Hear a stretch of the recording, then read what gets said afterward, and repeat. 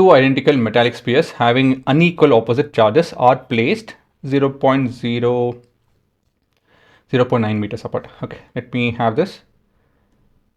So first thing is always try to draw the scenarios.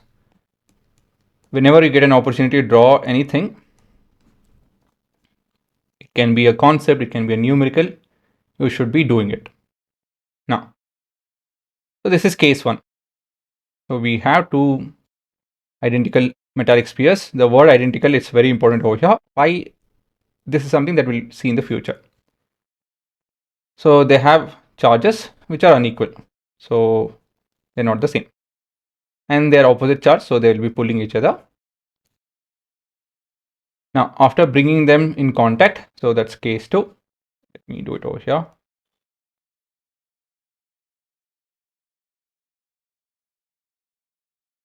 So when we get them in contact and remove them, they will push each other, right? So after bringing them in contact with each other, they are again placed at the same distance. So the distance remains the same.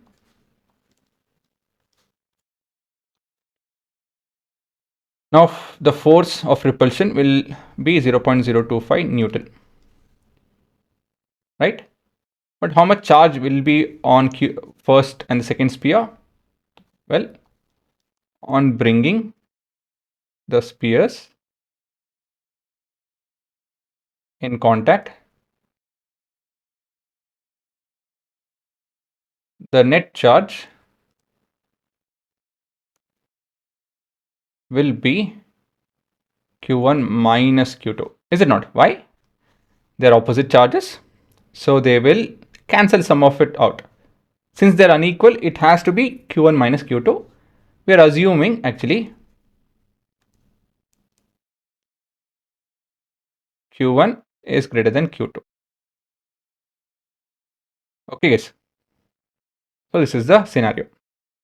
We have two spheres. We got them in contact and removed them. So on bringing the spheres in touch, the net charge will be so on and so forth. So on redistribution, what will happen? So since they're identical spheres, it will get redistributed in such a way that the charges will be equal on both the spheres. Now we're looking at the working. So for that, we'll make use of E times of Q1 Q2 by R square. This is as per Coulomb's law. So force is 25 by 1, 2, 3 thousand. This is 9 into 10 to the power of 9.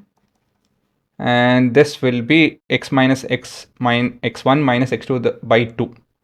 So let's call this as not x, sorry, q minus q1 minus q2 by 2, my bad, by r square. X is equal to q1 minus q2 by 2. Okay guys, no confusion, right? I'm calling this as x. So we basically have to find x. Okay, so then what do we have? This also we know. This would be 9 into 10 to the power of minus 1 the whole square. Okay guys, so a bit of calculation.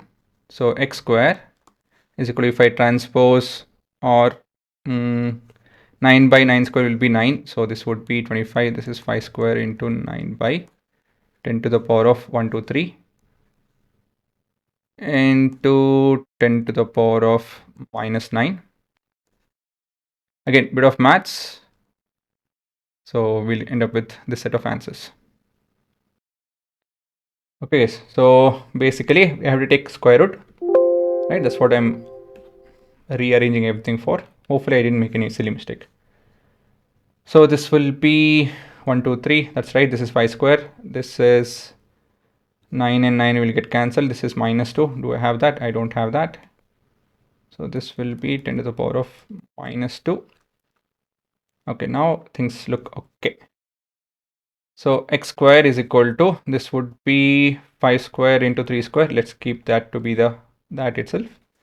And this will be 10 to the power of minus 11 and 14, right? 14. Yeah. So quite simple. Therefore, x is equal to, this will be 15, right? 3 square, 5 square and 3 square, 5 into 3 the whole square, that's 15 square. So 5 is 15 itself, and this is minus 7. So if you have to write it in standard form, 1.5 into 10 to the power of minus 6 meters. Not meters, sorry, coulomb. My bad. And we have the right answer. Right, guys?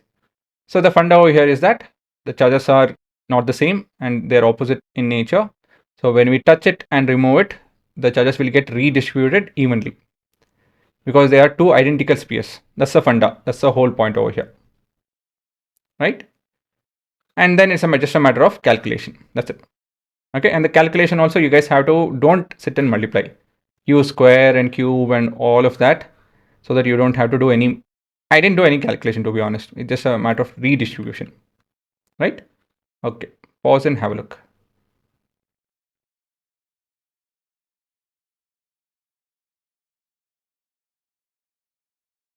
And always write the statement. Charges on each sphere after getting them in contact is so on and so forth. Right? Again, it will carry marks, so don't miss that out.